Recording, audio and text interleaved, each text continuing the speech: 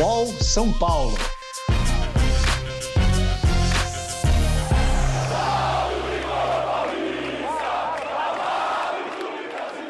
Salve, salve, galera! Sejam bem-vindos aqui a mais um episódio do nosso podcast UOL São Paulo, que você ouve todas as terças-feiras aqui no UOL e nas principais plataformas de podcast. Eu estou aqui mais uma vez com o nosso repórter Thiago Fernandes, que sabe tudo de São Paulo, acompanha o dia a dia do clube. Fala, Thiagão. Fala, Pedro. Mais uma vez um prazer participar ao seu lado, a gente bater esse papo sobre o São Paulo, tentar explicar para o torcedor um pouquinho do que tem acontecido no Tricolor Paulista. Muito sentimento de incerteza às vezes, sabe, Pedro? Mas a gente pode contar um pouquinho sobre o que a diretoria pensa, a comissão técnica do Crespo tem pensado, o que ela tem visto nos treinamentos e como o São Paulo está se preparando para a volta do Paulistão, que ainda não tem uma data, né? Eu acho que o grande assunto essa semana é a saída aí do Tietê. O São Paulo emprestou o jogador de graça, né? Vai economizar os salários, mas emprestou ele de graça para o Atlético Mineiro. E eu me lembro quando o São Paulo contratou o Tietê, se falava que ele ia custar aí em torno de 23 milhões de reais. Mas pelo que eu entendi, o São Paulo já pagou quase isso e ainda deve mais 20 milhões. Você podia explicar mais ou menos aí para a gente, para o torcedor que está ouvindo a gente, como que tá? O que é essa situação do Tietê? O caso do Tietê é uma loucura, né, Pedro? O São Paulo, quando foi comprá-lo, o São Paulo se propôs a pagar 22 milhões, era 5 milhões de euros à época, pela aquisição do Tietê. E aí, depois da aquisição do Tietê, o São Paulo não pagou tudo.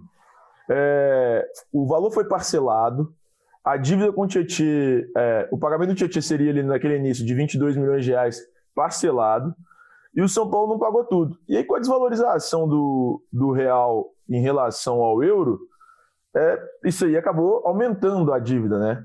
Naquele início, a ideia era que o São Paulo pagasse um valor em suaves prestações até o fim do contrato dele, que é em março de 2023.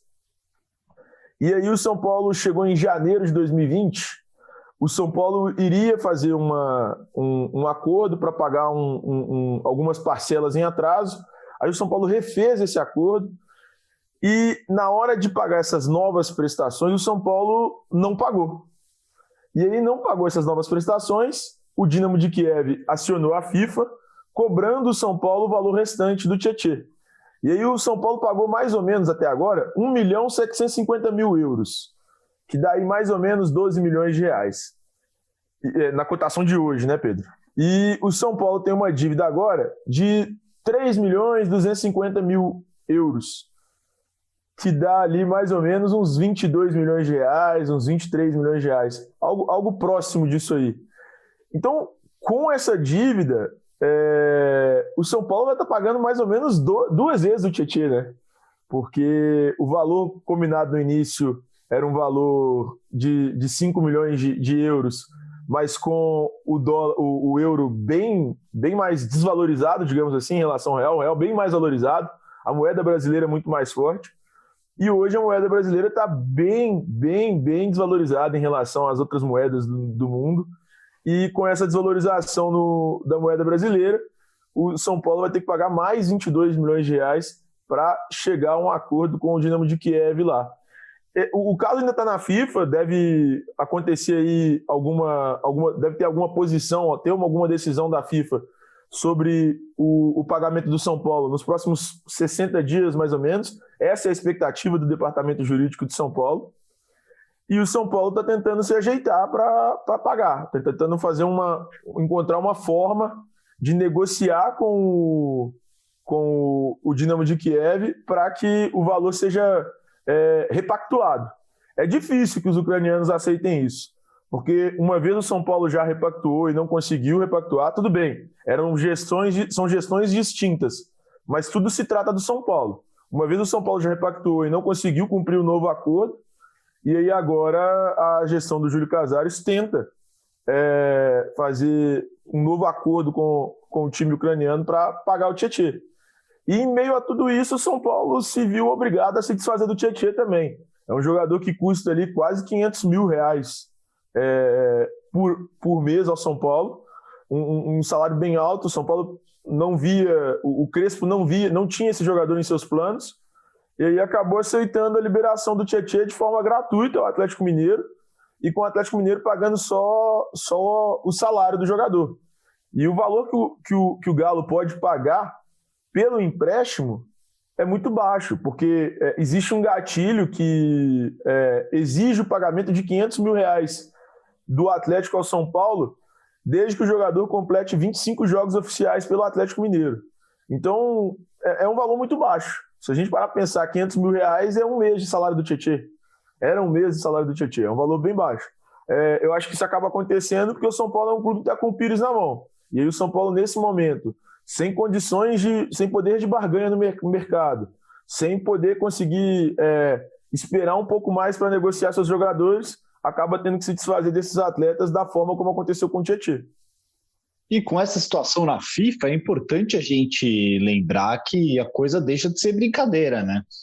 Eu acho que é até mais grave você ter essa situação na FIFA do que você ter na justiça aqui brasileira. Isso pode acarretar perda de ponto, isso pode acarretar sanção esportiva. Então, o São Paulo não tem muita opção, né? É ou paga ou paga. Exato. A gente viu acontecendo recentemente com o Santos, com o Cruzeiro e com o Sport.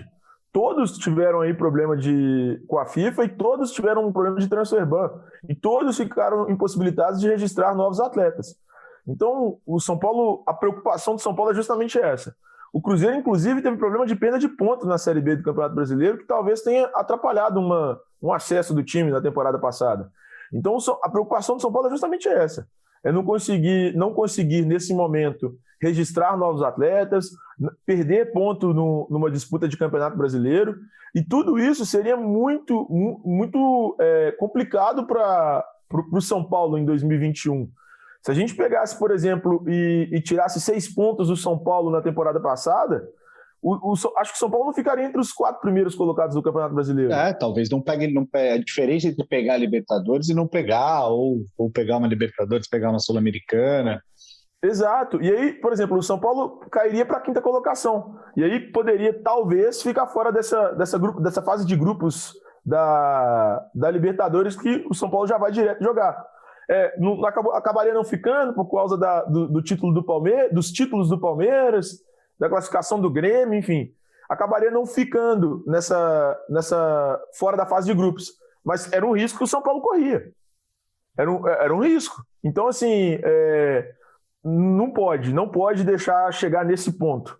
O clube precisa se ajeitar e pagar esse valor, porque uma punição, uma sanção da FIFA, ela pode acabar atrapalhando os planos desportivos do São Paulo em 2021. E o São Paulo também deve para o Atlético Paranaense pelo Pablo, né? Quanto que é essa dívida? E o mais importante, né, Thiago? Como que é a relação do São Paulo hoje, da diretoria do São Paulo, com a diretoria do Atlético? Se tem perigo de isso parar na FIFA também, ou você acha que não?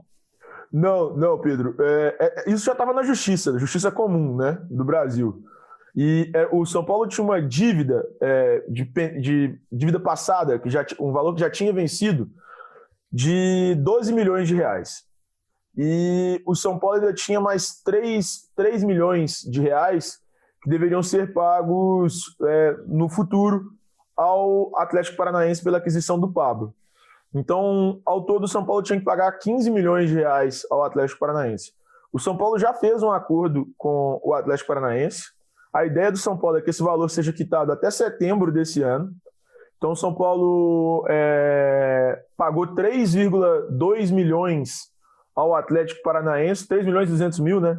A gente, às vezes, vai na forma que escreve e esquece da forma correta de falar. Mas o São Paulo pagou 3 milhões e 200 mil ao Atlético Paranaense e agora o São Paulo tem uma dívida de 11 milhões e 800 mil com o time do Paraná.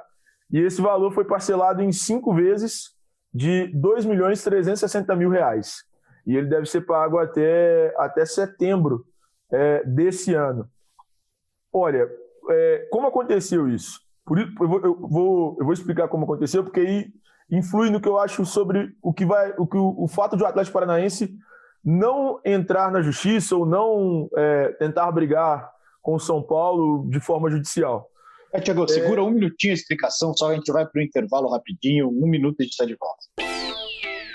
Posse de Bola é o podcast semanal do All Sport sobre futebol. Às segundas e sextas-feiras, eu, Eduardo Tironi, converso com Juca Kfouri, Mauro César Pereira e Arnaldo Ribeiro sobre o que há de mais importante no esporte favorito do país. Você pode ouvir o Posse de Bola e outros programas do UOL em uol.com.br/podcasts, no YouTube e também nas principais plataformas de distribuição de podcasts. Salve, salve, galera! Estamos de volta aqui com o podcast UOL São Paulo. O Thiago vinha explicando para a gente, ia começar a explicar um pouco dessa relação do São Paulo com o Atlético Paranaense. O São Paulo está devendo para o Atlético Paranaense ainda por causa da contratação do Pablo, mas o Atlético ainda não comprou essa briga, o São Paulo está procurando um jeito de pagar, o Thiago vai explicar melhor para a gente. Como eu vim explicando, Pedro, o São Paulo, na verdade, foi o São Paulo que procurou o Atlético Paranaense. Ao ver que a questão estava sendo resolvida de forma judicial, o São Paulo procurou o Atlético Paranaense, o presidente Júlio Casares conversou com o CEO do Atlético Paranaense, que é o Mário Celso Petraglia, com o intuito de tentar solucionar essa questão da dívida do São Paulo. Uma dívida bem elevada, 12 milhões de reais, e mais 3 milhões de reais que ainda estavam por vencer. E o São Paulo fez uma proposta de pagar esse valor parcelado. E depois dessa procura, as diretorias se alinharam e o São Paulo já fez pelo menos o pagamento de uma entrada. Agora, os próximos valores têm que ser pagos até setembro desse ano. A expectativa do São Paulo é conseguir liquidar totalmente a dívida pelo Pablo até setembro desse ano. O São Paulo ainda vem conversando com alguns credores do passado, como o caso do Orlando City, o caso que a gente citou do Tietê no primeiro bloco, e o São Paulo tenta solucionar todos esses problemas. Mas o que dá para adiantar é que a dívida do São Paulo ainda é maior, tem dívida com um empresário enorme. Estou tentando apurar algumas coisas para trazer, inclusive nos próximos programas, Pedro. Tem dívida com um empresário que é enorme, tem dívida com clubes. O São Paulo tem tentado solucionar essas questões e, pelo menos, equacionar ali as dívidas. Porque a dívida do São Paulo hoje ela é muito alta. São 580 milhões de reais, né? Então, acaba inviabilizando muitas coisas dentro do clube nesse momento. E são dois jogadores, o Pablo e o Tietê, que vieram como reforços de peso, né? Não é que são caras que vieram para compor elenco, são caras que o São Paulo investiu pesado, vieram como reforços de peso, e no caso do Tietê, está saindo aí depois de pouco mais de um ano, né?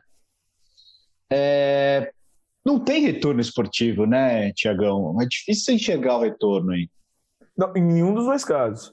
O Pablo veio, inicialmente eu imaginava que poderia render pelo São Paulo, só que sinceramente ele não rendeu.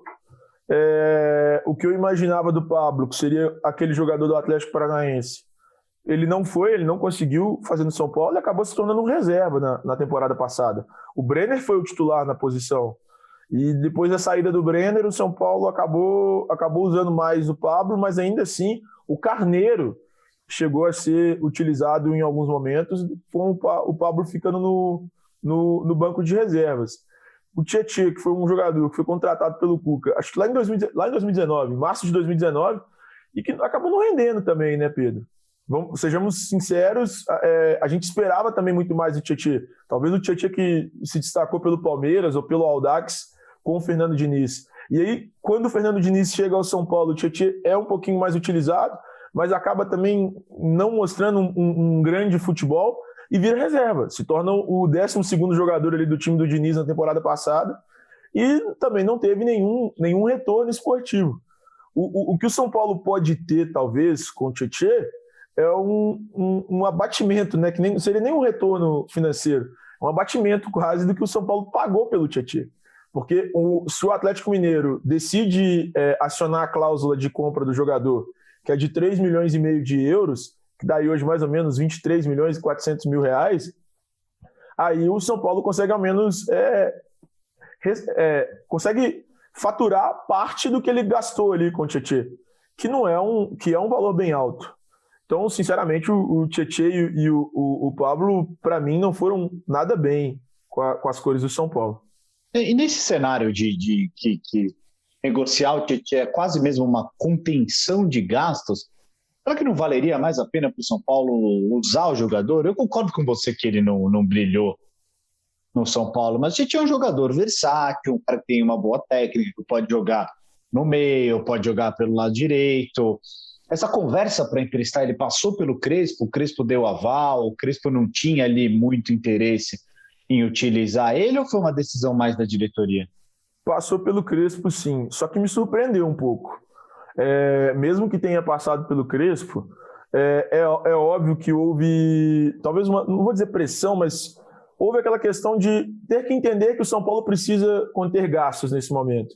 E aí o Crespo acabou aceitando também, mas ele não era um jogador que o Crespo via com bons olhos, digamos assim. Só que me surpreende, porque embora ele não tenha rendido o que se espera dele, e eu também acho que o custo-benefício dele está longe de ser algo positivo para o São Paulo, eu acho que é um jogador muito caro e que rende muito pouco, passa pelo Crespo, mas eu acho que o Tietê é melhor do que boa parte dos jogadores que o Crespo tem à disposição hoje para essa função. Eu vou citar um exemplo de um jogador que é ídolo do São Paulo, mas que nesse momento não rende tanto quanto o Tietê rendia, que é o Hernanes. O Hernanes hoje é um jogador muito caro, um jogador que já cogitou sair lá atrás e acabou não saindo, mas é um jogador muito caro e que está longe de render o que o Tietê rende. Longe mesmo. Eu acho que entre os dois eu escolheria o Tietê, sem dúvida. Acho o custo-benefício do Hernanes ainda pior do que o do Tietê, mas é um jogador que, se fosse para escolher entre essas duas peças, eu escolheria o Tietê. Então, me surpreendeu um pouco essa decisão do Crespo em liberar o Tietê, essa decisão da diretoria em negociar o Tietê, mesmo que de graça e só recebendo o valor dos salários. Mas é o que acontece. Teve uma coluna do Menon nesses dias que ele explica bem isso. O São Paulo está com o Pires na mão, cara. É o primo pobre hoje do futebol brasileiro e não tem muito o que fazer. O São Paulo acabou tendo que negociar o Tietê porque se vê em um momento muito complicado do ponto de vista financeiro. E você acha que pesou ainda um pouco, né? O torcedor que está ouvindo a gente deve lembrar, no ano passado, a discussão do Tietê com o Diniz pesou o clima do ambiente de São Paulo na reta final da temporada, e tem gente dentro do clube que acha que o Tietê poderia, vamos dizer assim, ter perdoado o Diniz um pouco mais rápido.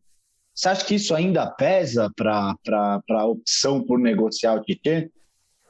Acho que pesa, sim. Acho que pesa até pelo perfil que o Tietê é visto dentro do plantel hoje, dentro do departamento de futebol hoje. Acho que pesa. Acho que pesou bastante, principalmente em relação ao departamento de futebol, nesse caso menos em relação à comissão técnica, por existir talvez um receio ali de que pudesse haver um novo problema do Tietê com quem quer que seja com outros atletas ou até com a comissão técnica do Crespo, mas isso pesa para mim mais em relação à diretoria, que conseguiu ali talvez mapear um pouco melhor o elenco, o fator psicológico de cada jogador, o comportamental de cada atleta, e acaba vendo no Tietê talvez uma fraqueza que seja necessária a liberação. E aí, hoje no São Paulo, não tem jeito, tudo passa por Muricy Ramalho, Belmonte e um pouco menos, mas também passa pelo Rui Costa. Mas esses dois nomes, principalmente, eles têm ali carta branca para avaliar essas questões dos jogadores e até para opinar, seja com o Crespo, seja com o presidente Júlio Casares. São os dois nomes fortes assim, do futebol de São Paulo e que tem essa responsabilidade de mapear, de ver jogadores que devem sair, devem ficar, junto, obviamente, com a comissão técnica do Crespo. O Muricy é um cara que tem esse dia a dia de CT, né? Dia a dia de elenco, de conviver, lidar com o jogador. Com certeza tem as opiniões dele também, né? O Muricy, cara, é um cara muito forte no São Paulo hoje. A gente vê a cada coletiva, a cada conversa que a gente tem com pessoas ligadas aos bastidores do São Paulo, a força e a importância do Muricy nessa administração. O Muricy é quase ali um segundo diretor de futebol, ou o diretor de futebol mesmo, ao lado do Belmonte. O Muricy Ramalho, ele costuma ajudar nas questões envolvendo a base. Ele participou ativamente da volta do Milton Cruz ao São Paulo. O Muricy conseguiu convencer e participou das negociações para a volta, para a contratação do Alex como treinador do time sub-20. O Muricy Ramalho deu a opinião dele e influenciou nas entrevistas com os treinadores. Ele esteve na entrevista com o Crespo, ele aprovou a contratação do Crespo. É claro, isso também passa por alguns outros nomes do clube, mas ele tem uma influência direta tanto na base quanto no elenco profissional. E ele acaba sendo ali quase que um diretor de futebol, de fato, do São Paulo nesse momento, porque é um cara que tem muita força no elenco. E aí ele tem força com o elenco, força com o departamento de futebol, força com a diretoria também no Morumbi, porque a gente costuma separar ali, né, a Barra Funda do Morumbi, mesmo que o Júlio fale em uma integração entre as duas partes, a Barra Funda e o Morumbi, que o Morumbi é onde fica mais pessoas ligadas à política do São Paulo, ao Conselho do São Paulo, e a Barra Funda trata mais do futebol. O Muricy tem muita força, tanto na Barra Funda, quanto no Morumbi, quanto em Cotia. E aí, cara, sinceramente, é uma figura quase onipresente ali no São Paulo. Ele está cuidando de tudo e ele acaba sendo, para mim, a peça mais importante desse departamento de futebol do São Paulo. E é o cara que está conseguindo segurar ali as questões envolvendo contratações de jogadores. Ele tem que aprovar as contratações. Aconteceu no caso do William, por exemplo, que foi treinado por ele no Palmeiras e veio do México para defender o São Paulo. Aconteceu no caso do Miranda. O Miranda cita uma ligação, um telefonema do Muricy para que eles falem sobre a volta do Miranda ao Morumbi, e o Muricy prometeu um time competitivo ao zagueiro naquele momento. Então o Muricy é um cara que tem participado ativamente do departamento de futebol de São Paulo e tem sido um cara muito importante, tanto para o departamento de futebol, para a diretoria, quanto para os jogadores. É isso aí, mais do que nunca, né, no São Paulo, o lema agora é aqui é trabalho, né? É o lema do Muricy. Valeu, Thiagão, muito obrigado pelas informações. A gente está chegando aqui no fim do nosso podcast. Esse foi mais um UOL São Paulo. A apresentação foi minha, Pedro Lopes. Hoje eu contei aqui com a presença do Thiago Fernandes, nosso repórter de São Paulo. A edição de áudio é do Amer Menegassi e a coordenação é do Bruno Doro e da Juliana Carpanês. Segue aqui com a gente. Terça-feira que vem a gente está de volta e a gente está tentando trazer para vocês um convidado muito especial na próxima terça. Então fiquem ligados aí com a gente. Valeu, um abraço.